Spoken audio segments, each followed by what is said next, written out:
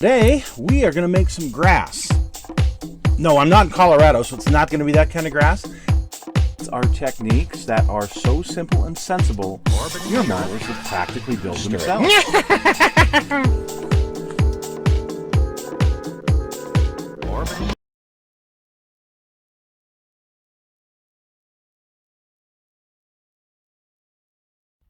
Hello folks, it's Mad Dog Merv. Welcome to part 2 of doing a candy paint job using the Molotow pen, the Molotow liquid chrome, as a base coat. Now you saw in part 1 how far we'd gotten it, and I had this nice candy apple looking red Mustang that obviously was going to need some polishing and maybe a nice top coat of something really shiny. The only problem is I've got a lot of Mustangs in my collection. And the one thing I didn't need was another red Mustang. Because I've already got one or two, it was a very popular color for Mustang and Shelbys back in the 60s and early 70s. So I got thinking, well, I'm glad I was able to do that demo, but I want to take it further.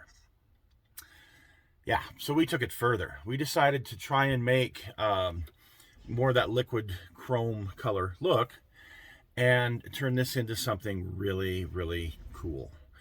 Now, I want to share with you some of the pitfalls as I went ahead to do this, because there's some pitfalls. Don't know that I would ever, in fact, I know I would never do this again, but it was a good demonstration and, good to show you guys how it turned out for me. So we're gonna go through that. Now, before I do that, I want to show you this body. This was a show that I was going to do a while back, but I got looking at my videos and my angles weren't good, and it really didn't show how I painted this. But this is the Frankenstewed, the old Tester's Frankenstewed. It's a resin body, and you can see that this is the one I used gold paint. I used some really, I can't remember the paint it was. It was probably a Krylon or something. Anyway, no, it might have been, and actually, hang on, it might have been my brass.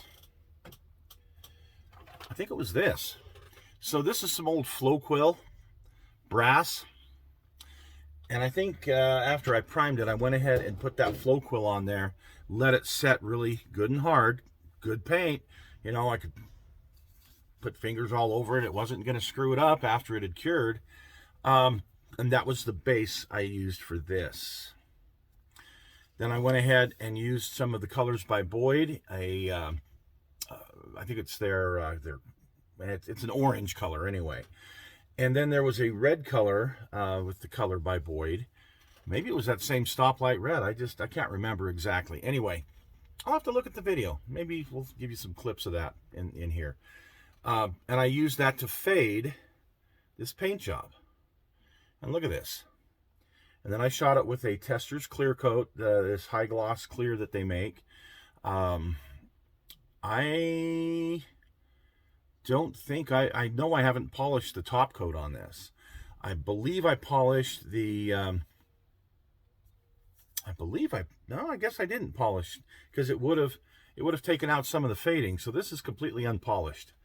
Okay, is how this turned out. You can see the look on this. So this is painted very similar to that Camaro that is at the very beginning of the video. That was kind of the inspiration for me wanting to do candy paint jobs. So, this one turned out pretty good. Let's see how this Mustang turns out. I'm intrigued. Actually, I already know how it turns out, and I think you're going to like it. So let's get on with it. It had been painted with a gold underneath, and then this candy red paint job with the ghost flames on it. And this was the inspiration for the whole thing. Now, back to the Mustang. You see how this turned out. But I'm going to go ahead and polish it. I'm going to take some of my polishing pads. I'm going to start out with my 3200, and I'm going to give it a slight polish just to kind of knock down some of the rough stuff. I'm not trying to polish this out and get a good glossy shine, because I'm going to use something else to get my gloss coat with. So in looking at it, you can kind of see Okay, here on so the you hood can where see I've here on already the gone hood over it, where and I've how it's already to started smooth with out a bit. You 3200 can see the grit top, how, yeah, I polishing definitely pad need to knock to get that nice and some of those little smooth. bumps out of the top. And honestly, the camera just doesn't do this thing justice. So since I don't The need another red depth of the Mustang, color of I'm this going to is do this as an just American amazing. flag. So there you go. I've got a Chevy Corvette already. Why not a Mustang? So I went ahead and masked this area off. Now here's the problem you're going to run into with this Molotow as the base. The paint doesn't stick real well to it. Yeah, it's really smooth. So I'll have to check, but I think the blue was an interior blue, like a Japanese interior blue from Tamiya. So I went ahead and masked off each of the striped areas individually. So I didn't do the whole thing at once. Just using some Tamiya tape and very carefully taping off the red areas that I didn't want to get paint on. I went ahead and used it's a classic white from Tester's Model Master, and I thinned it with a special thinner, this Sinel Thinner Fast, which is from Fuller O'Brien. It's a very old thinner, and it flashes off very quickly. I've had it in my collection for many years, but it does work with the Tester's enamels. You can see here that I completely mask a certain stripe. We'll spray this white. Again, it flashes off pretty darn quick, and I'm not going to be masking over it anytime soon. I'm going to move on to my next stripe, and I'm just kind of eyeballing the way I want to do the stripes. And you can see how it looks here. Take off the tape, and fortunately I didn't have anything peel up. I was very careful with it. And here you can see how the blue looks and most of the completed red and white stripes. So again, the blue was an acrylic by Tamiya, that Japanese interior blue, and the white was a enamel, Tester's classic white. So here's the elephant in the room, the area where I peeled that up. I'm gonna have to go back over this.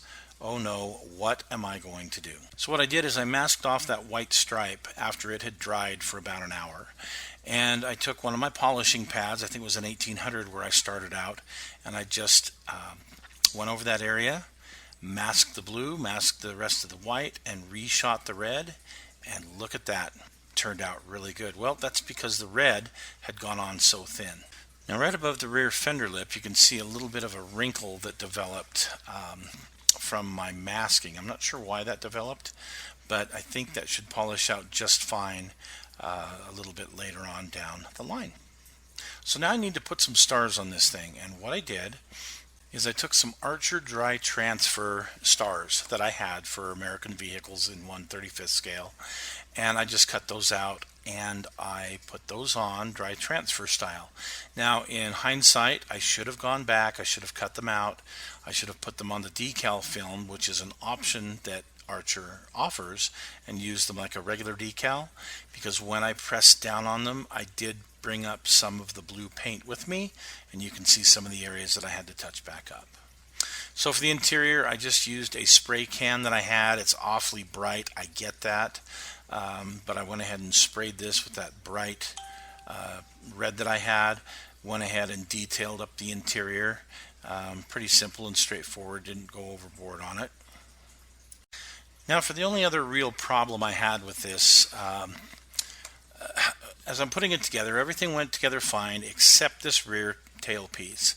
And on this kit, which is a very old kit and a crappy kit, sorry to put it that way, but it is, you can see by trying to glue it in place, I chipped some of my white and my red, and I had a heck of a time. I had to trim and just force this thing in. But I finally got it in, and I got everything painted up. So here's pretty much the final installment. I went ahead and put Future Floor Finish. Well, whatever they call it this week. Pledge with Future. I don't know. Anyway, I sprayed that on the entire body. Not the glass, but the entire body, to give it a really deep shine and to protect everything. and it worked very well. You can see it's got a really nice deep shine to it. And even the hood, well, the hood was still a little bit wet when I took these pictures. I did all the chrome trim in the Molotow chrome, just brush painted that on. And the only thing I have left to do is I have some of the badges and whatnot that I have photo etch parts for that I just need to replace. So anyway, I hope you folks enjoyed this, and thanks for joining us. And there are more flag cars coming.